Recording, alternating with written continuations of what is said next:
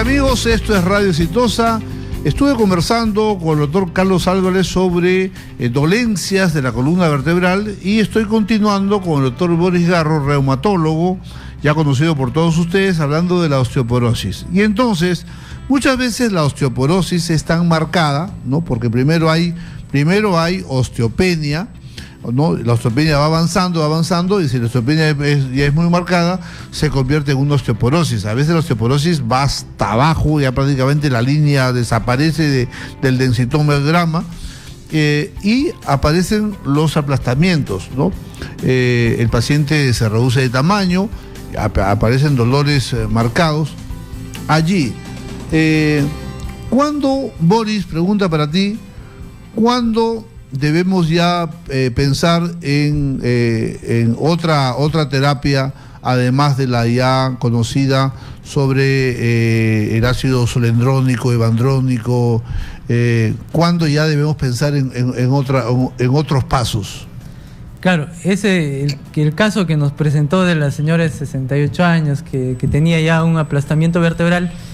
Entonces, primero, cuando tenemos un paciente con osteoporosis, tenemos que ver que sea una osteoporosis primaria, le decimos nosotros, ¿no? O sea, la senil o posmenopáusica. Haber descartado la osteoporosis secundaria, porque a veces se ve que lo tratan y después termina siendo un mieloma, termina siendo otra causa, ¿no? Entonces, lo primerito que se hace es eso. Una vez que uno ya evaluó eso y ya es una osteoporosis primaria, y encontramos que tiene una vértebra aplastada, puede ser que le duela, como digo, pero hay otros que no duelen. Cuando tiene una vértebra aplastada y nosotros pensamos que ese paciente de repente debe pues beneficiarse de una vertebroplastía, porque ese paciente va a tener tratamiento, tiene que tener tratamiento de osteoporosis, pero además no le vamos a poder solucionar el dolor nosotros, aun cuando tenemos muchos medicamentos, es muy imposible mejorarle el dolor. Entonces, vemos a veces, si hay la posibilidad de que sea una resonancia, le hacemos una resonancia y lo enviamos con el especialista, o sea, con la persona que le va a hacer la vertebroplastía, que es la idea. Pero, por supuesto, ellos van a evaluar a la paciente, van a ver, y a veces nos dicen que no se puede, y otras veces sí, y el paciente pues sale sin dolor. Pero por supuesto tiene que tener un tratamiento de osteoporosis, tiene que mantenerse tal cual como se programa, ¿no? Pero esa parte, como les digo, ese dolor a veces no se puede solucionar y tenemos que enviarlo con el especialista para que evalúe al paciente y decida de repente hacer una vertebroplastía, ¿no? Ahora, la pregunta al revés para el doctor Carlos Álvarez, neurocirujano. Si yo tengo un paciente que sé que tiene osteoporosis, exagerando hasta en la lengua, imagínate, ¿no? Una osteoporosis, debo esperar que se cumpla el aplastamiento, o de repente, si yo ya me doy cuenta que esa columna está papelito, transparente, yo puedo adelantarme a los acontecimientos y reforzarlo haciendo una vertebroplastía. Y claro, como bien dice Boris, haciendo un poco, integrando la información, yo diría que el tratamiento de reumatología y neuro en lo que es osteoporosis y fractura es complementario. Es decir, yo no puedo hacer vertebroplastía si no estamos tratando de fondo la osteoporosis, porque resuelvo una vértebra a la cual la pongo dura, consolidada, y esta va a romper la vecina. Por lo tanto, siempre nosotros decimos, claro, te soluciona el problema de dolor agudo, de invalidez por dolor, pero el tratamiento de osteoporosis, si ya lo tienes, corrígelo, y si no lo tienes, inícialo, porque hay un tema de fondo que es tratar la osteoporosis. Si la vértebra luce osteoporótica, porque por obvias razones el paciente se hizo una densitometría, cuadro clínico no va a tener, el paciente no le va a doler nada. La osteoporosis per se solamente es la pérdida de masa ósea, y el doctor Boris me puede corregir, pero no le va a dar cuadro clínico. El dolor es para nosotros los neurocirujanos la indicación del tratamiento. Si el paciente tiene fractura y dolor, calmar ese dolor de la fractura vertebral, como bien lo sabe Boris, es tarea de genios. Es sumamente difícil poner corsé, darle fármacos, a veces se llaman codeínicos y morfínicos, y no calma el dolor. Por lo tanto, en esos pacientes, generalmente son mujeres y de edad avanzada, el tratamiento de la vertebroplastía es la solución, porque uno con una agujita, penetra la vértebra y deja el cemento en ella. Yo recibí un paciente la semana pasada que tenía una fractura, no las típicas lumbares o dorsales bajas, sino en D8, alta, casi por decir a la altura del esternón, de las escápulas, no sé cómo mencionarlo, D8, la vértebra octava, donde la vértebra es muy chiquita, es difícil de trabajar, con un intenso dolor que no calmaba con nada. ¿Qué corsé le vamos a poner en D8? ¿Qué le vamos a dar? Morfínico, ya tenía morfínico la paciente. Entonces le pusimos cemento en la vértebra, santo remedio. A las horas ya no le dolía nada, no necesitaba ningún analgésico. Y se fue de alta al día siguiente. ¿Cuál fue nuestra recomendación al alta? Claro, que venga dentro de una semana para una evaluación, pero que vaya al reumatólogo, porque tiene que tratar la osteoporosis, que es el problema de fondo. O sea que son complementarios en estas áreas de trabajo. Así es. A mi consultorio, que vienen pacientes de todo el Perú, y es más, a veces viajan toda la noche para buscarme, y se tienen que regresar porque no conocen Lima, porque no le alcanza la platita, porque han dejado los hijitos con la vecina cuidados ahí. Hay cada caso que nos incentiva a que este programa siga adelante. Y entonces, yo me doy cuenta muchas veces que viene la mamá de Hualgayoc, de Contumazá, de Celendín, ¿no?, de Lampián, viene de tantos lugares, vienen. Y cuando, por ejemplo, hay que tratar a un paciente que tiene osteoporosis, porque inmediatamente tenemos ahí el densitómetro, y yo todo paciente que viene lo paso por el densitómetro, ¿no? Total, el densitómetro es mío, así que no me genera costo, sí, así ayudo a la gente, sobre todo cuando es mayor. Pero me doy cuenta que a veces la mamá es quechua hablante, los hijos están en Lima, y yo me rasco la cabeza y digo, ¿y ahora cómo hago para que esta señora, que su mundo es la chacra, los carneritos, la alfalfita, cómo hago para que me entienda que tiene que tomar su ácido hipandrónico tempranito, en ayunas, con bastante agua para que no se le atraque en el esófago? Y entonces allí es donde es bueno que todo el Perú sepa que existe una modalidad de ponerla a estas personas que no tienen pues la condición de estar bien preparadas, bien enteradas, de que puedan ponerle estas sustancias antiosteoporóticas a la avena, y eso le dura todo un año, y así nos aseguramos de que esta paciente que viene desde lejos, que no tiene quien la controle, que no le diga, oye mamá, tu pastillita todos los días primero de cada mes, tempranito con bastante agua, paradita, mamá, no deja tomar echadita. Existe esta posibilidad. Sobre eso, quisiera que nos hables sobre las ventajas que tenemos de este medicamento, que es el ácido solendrónico, y que nuestro especialista, el doctor Garro, nos puede ilustrar mejor. Muy bien, doctor, claro. Los medicamentos que se usan en osteoporosis, dos grandes grupos, ¿no? Los anticatabólicos y los anabólicos. Bueno, anabólicos hasta ahora tenemos solo uno, que es teriparatide. Y los anticatabólicos están todo el grande grupo de los orales, los subcutáneos y el endovenoso. Entonces, especialmente en este caso que me pregunta del endovenoso, es cierto, cuando nosotros tomamos una medicación oral, ¿no?, un anticatabólico oral, que puede ser semanal o de una vez al mes, ¿no?, el problema es que tiene que cumplirse pues un buen tiempo de tratamiento. O sea, si de un año no cumplí por lo menos más del 80%, probablemente no tenga el efecto. Entonces, y es muy difícil a veces de cumplirlo, porque cuando uno usa la vía oral, a veces está con una diarrea o está mal del estómago, no lo toma, lo deja. A veces viajan, no compraron sus pastillitas, se olvidaron y dejan de tomar, y así se suma y a las finales del año es como si no hubiesen tenido un tratamiento. Entonces, las terapias estas que son que tengan más tiempo y con menores cantidades de dosis, han logrado que el paciente pues tenga adherencia, y esa es la clave para que el tratamiento sea efectivo.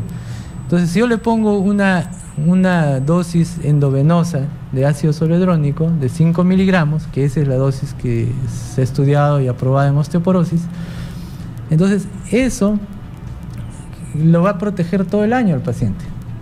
Y dentro de los estudios que se ha hecho, bueno, tanto ácido alendrónico, por ejemplo, el ácido el soledronato o el ácido solendrónico de 5 miligramos, el endovenoso, ha demostrado que reduce riesgo de fractura en columna, en cadera y en las no vertebrales, o sea, incluso húmero y cualquier otra. Entonces, y en antebrazo. Se ha demostrado que reduce el riesgo de fractura en todas esas regiones.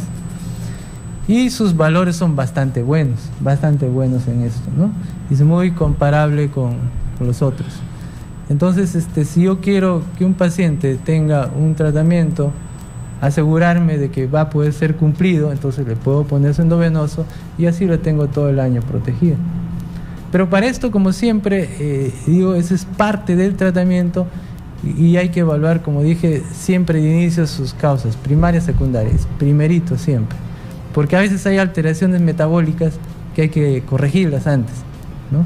Puede ser que tenga una hipercalciuria, ¿no? Que pierda calcio por la orina. Puede ser que tenga la vitamina D muy baja, que es casi seguro.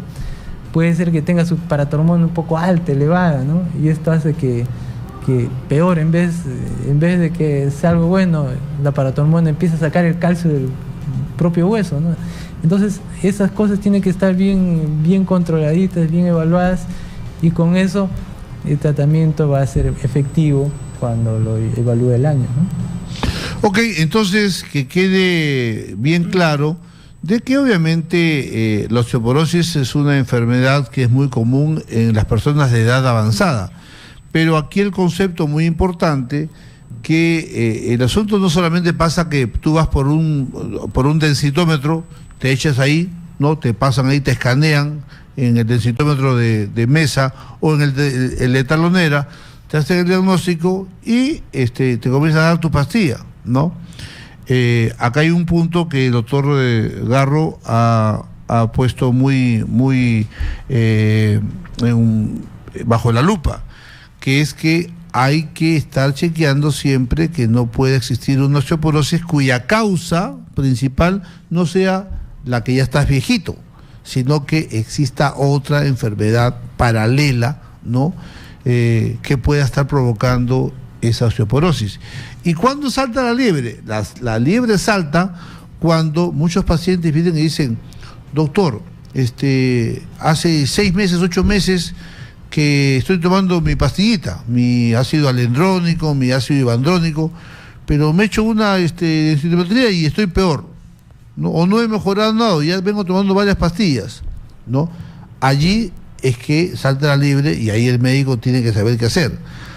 Allí el doctor Garro está diciendo: hay que ver otras causas de osteoporosis, porque de repente tú estás que le das al paciente ácido ibandrónico, cuando el pobre tiene de repente un tumor en la paratiroides, y este tumor está que le saca calcio mañana, tarde y noche, nunca lo vas a curar por el paciente.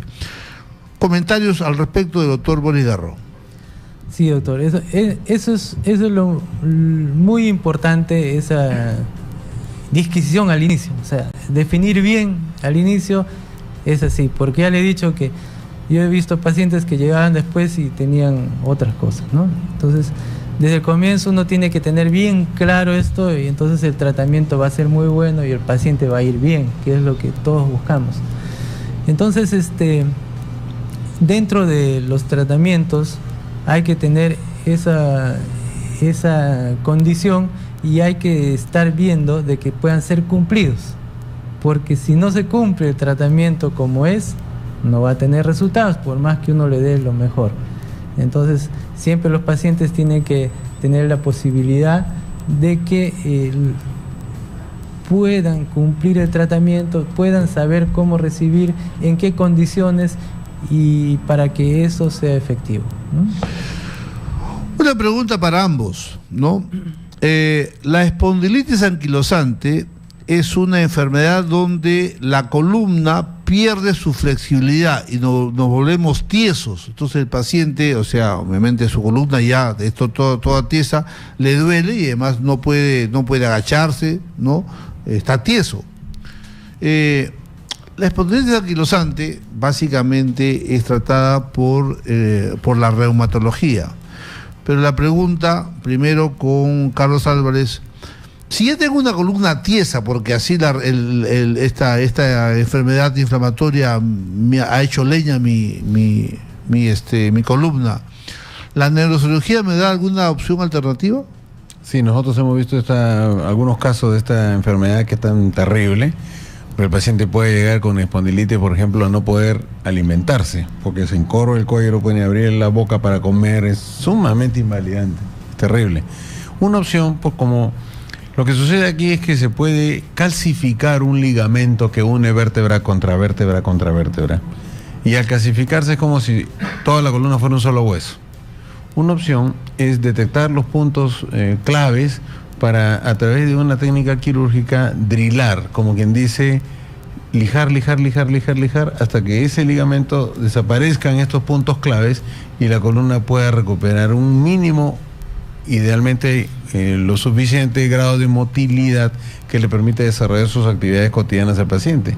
No te olvides que en espondilitis el paciente se echa en el decúbito dorsal, o sea, mirando hacia arriba, y la cabeza no se apoya en nada, queda la cabeza en el aire.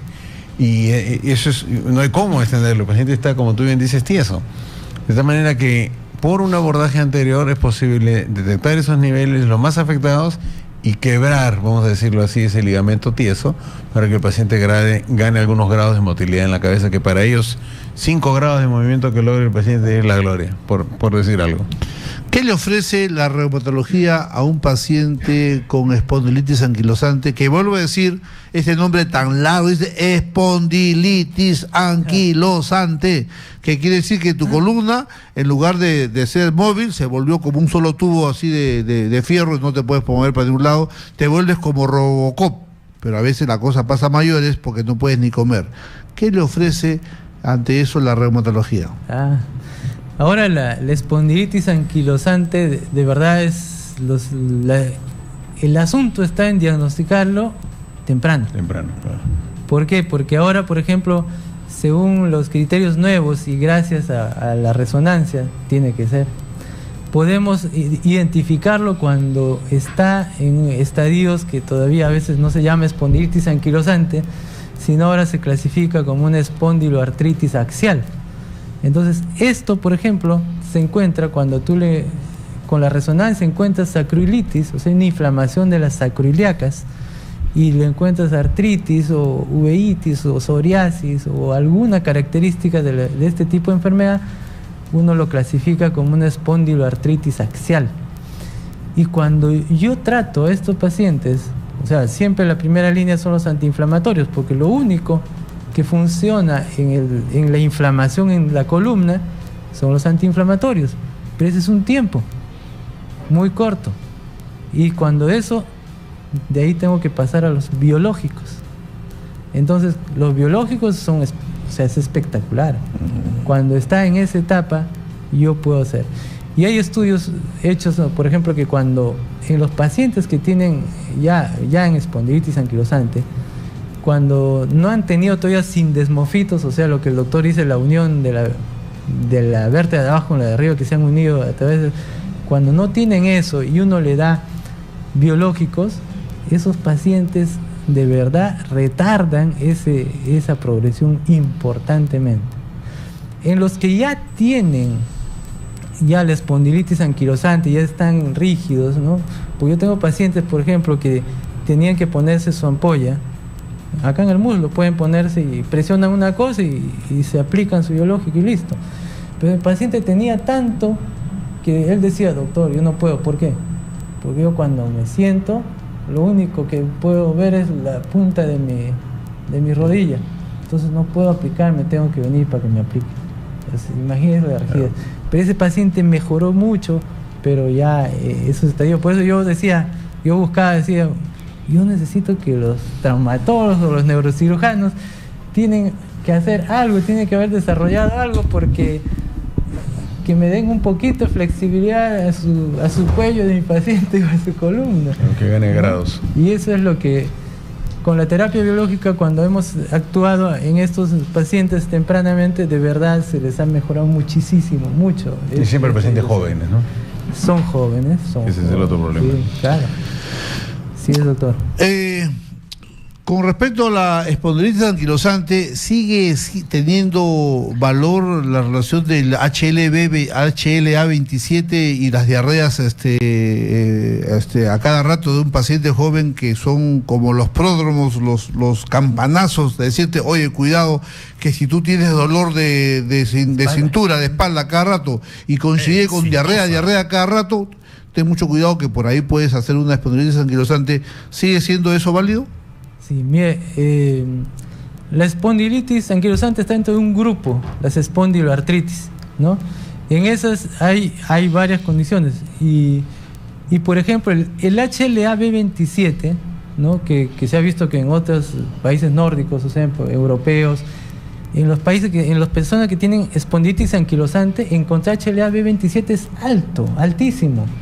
Pero cuando se han hecho algunos estudios en latinos y en Perú, en Colombia, por ejemplo, se han hecho estudios en los que tienen espondilitis anquilosante, no llegan al 50% de tener positivo.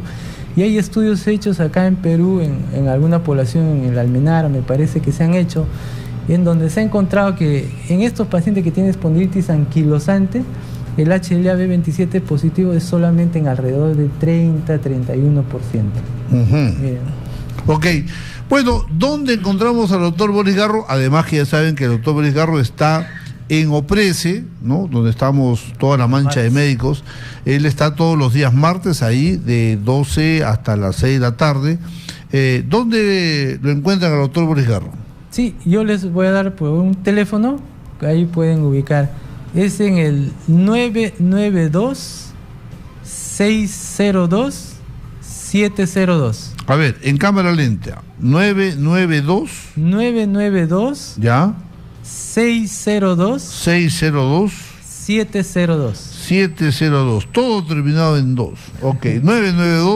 992-602-702. Ustedes ahí encuentran al mejor reumatólogo del país, el doctor Boris Garro, y además mi pata, mi chochera, mi edú. ¿Ok? No digo mi causa porque si no, de todo el urigancho me dicen, oye, estos han estado cordeleando juntos. No, mi pata, mi chochera, mi edú. Y también Carlitos Álvarez, que hoy día no le he dado un beso porque decir, ya el doctor Macés ahí se volvió del otro equipo, porque me está dando una resonancia nuclear magnética con un descuento más del 50% y lo aplaudo. Ok, véngase para acá, mi querido Manuel Muñoz Alba. Hace poco me llamaron del Congreso de la República, me dijeron, mi querido Armando, ponte las pilas, hay que hacer un super concierto para ayudar a tanta gente, tantos hermanos allá en el norte. Así que como presidente de todos los artistas del Perú, de todos los autores y compositores, comenzaremos a llamar uno por uno para hacer un gran concierto, ya les voy a avisar cuándo, para ayudar a tantos hermanos, ¿no? Que el agua se ha llevado su vaquita, su perrito, su alfalfa, su basenica, todo se ha llevado, y eso no es justo. Y ahí está mi canción de los iracundos: el mundo está cambiando y cambiará más, y la lluvia caerá. Ya, papá lindo, ya para la lluvia, porque si no vas a borrar del mapa al Perú. Ahí están los iracundos, estaban vaticinando lo que iba a pasar. Está conmigo Manuel Muñoz Alba, representante de los iracundos aquí en el Perú. Ellos van a estar desde el día 24 de abril hasta el 5 de mayo. Así que todos aquellos que quieren tener a los iracundos cantando en su patio, en su cocina, en su casa, por su día del padre, día de la madre, día de su cumpleaños, divorcio, vuelto a casar, llaman directamente a Manuel Muñoz Alba, teléfono 998-361-465. Repito, 998-361-465, sin intermediarios, directamente a los iracundos, o al 944-643-657. Vuelvo a repetir, 944-643-657. Vuelvo a repetir, nos vamos 944-643-657, los iracundos, para todos ustedes. Nos vamos, chao.